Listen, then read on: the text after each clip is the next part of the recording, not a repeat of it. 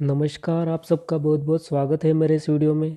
आज हम आपको स्टेट्स के बहुत ही इम्पोर्टेंट टॉपिक के बारे में बताएंगे, जिसका नाम है स्क्यूनेस। तो आइए शुरू करते हैं।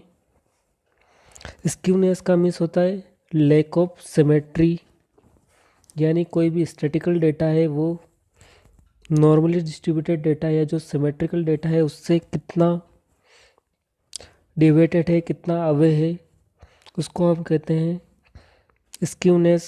यानी स्क्यूनेस उस चीज़ को मेज़र करता है कि कोई भी डेटा, जो भी स्टैटिकल डेटा है वो नॉर्मली या इक्वली डिस्ट्रीब्यूटेड डेटा से कितना दूर है, कितना अवे है। उस चीज़ को मेज़र करने के लिए जो मेज़र हम यूज़ लेते हैं उसको कहते हैं स्क्यूनेस। यानी सिंपल वर्ड्स में इसको कह सकते हैं लैक ऑफ सिमेट्री। किसी भी स्टैटिकल डेटा का जो फ्रीक्वेंसी डिस्ट्रीब्यूशन है वो कितना अलग है सिमेट्री से। जो फ्रीक्वेंसी डिस्ट्रीब्यूशन किसी भी स्टैटिकल डेटा का जो फ्रीक्वेंसी डिस्ट्रीब्यूशन होता है वो दो टाइप का हो सकता है। पहला हो सकता है आपके नॉर्मल या सिमेट्रिकल फ्रीक्वेंसी डिस्ट्रीब्यूशन, और दूसरा हो सकता है एसिमेट्रिकल फ्रीक्वेंसी डिस्ट्रीब्यूशन या नॉन सिमेट्रिकल फ्रीक्वेंसी डिस्ट्रीब्यूशन। अगर आपका स्टैटिकल डेटा अगर कोई भी सिमेट्रिकल डेटा है, सिमेट्रिकल डेटा मीन्स जिसकी फ्रीक्वेंसी इक्वली डिस्ट्रीब्यूटेड है, जैसा कि आप इस एग्जांपल में देख पा रहे हो। यहाँ पर आपको जो वेरिएबल एक्स है उसकी जो फ्रीक्वेंसी है पहले धीरे धीरे इंक्रीज हो रही है, और एक जो मिड वैल्यू है या जो सेंट्रल वैल्यू है वहाँ पे जो फ्रीक्वेंसी है वो सबसे मैक्सिमम हो चुकी है 7। और इसके बाद मैक्सिमम फ्रीक्वेंसी के बाद धीरे धीरे जो फ्रीक्वेंसी होगी दोबारा डिक्रीज होने लगी। और इसका जो आप इसको अगर ग्राफिकली इस डेटा को अगर शो करते हो तो जो कर्व बनता है वो इस तरह का कर्व बनता है जो नॉर्मल डिस्ट्रीब्यूशन का कर्व है। यानी आपका जो डेटा है वो इक्वली डिस्ट्रीब्यूटेड है। इसका मीन्स आपकी जो फ्रीक्वेंसी है वो धीरे धीरे इंक्रीज हो रही है, और एक जो सेंट्रल वैल्यू पे आपकी जो फ्रीक्वेंसी है वो मैक्सिमम हो चुकी है और दोबारा ये डिक्रीज होने लग गई है। जैसे कि इस डेटा का जो फ्रीक्वेंसी डिस्ट्रीब्यूशन इस तरह का होगा। जो नॉर्मल डिस्ट्रीब्यूशन होता है वो एक बेल शेप का कर्व होता है, और जो फ्रीक्वेंसी होती है वो इक्वली डिस्ट्रीब्यूटेड होती है। यानी आपका जो 50% जो एरिया होता है वो इस तरफ होता है और 50% एरिया इस तरफ होता है। नॉर्मल डिस्ट्रीब्यूशन का में इस तरह का अजम्पशन होता है। इस केस में आपका मीन, मीडियन और मोड तीनों ही इक्वल होंगे। यानी आपके नॉर्मल डिस्ट्रीब्यूशन में जो तीनों मेजर ऑफ सेंट्रल टेंडेंसी है वो तीनों ही इक्वल होंगे, और इस केस में आपकी स्क्यूनेस क्या होगी, ज़ीरो होगी।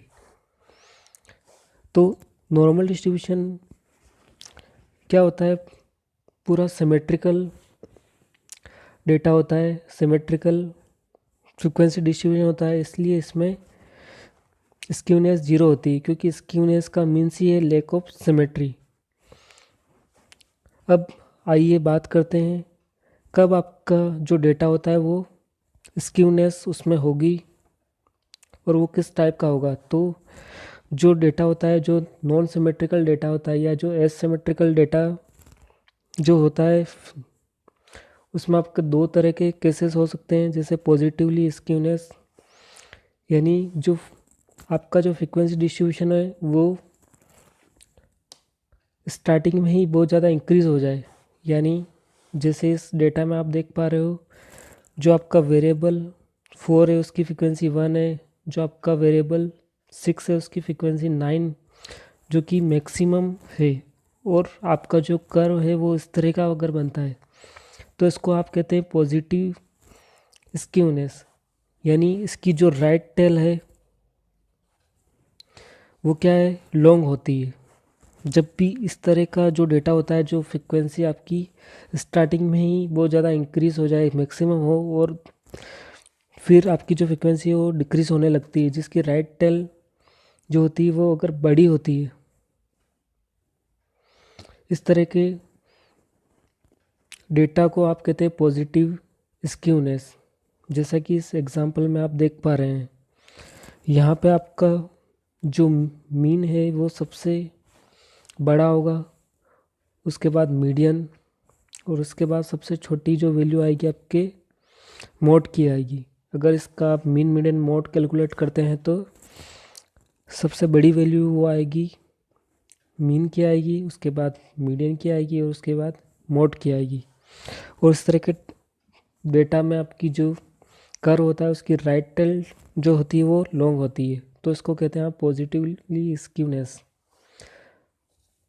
इसमें आपका एक और केस होता है जो होता है नेगेटिव स्क्यूनेस। इसका मीन्स होता है जो स्टैटिकल डेटा होता है उसकी जो फ्रीक्वेंसी होती है, जो वेरिएबल की जो फ्रीक्वेंसी होती है वो धीरे धीरे इंक्रीज होती है, और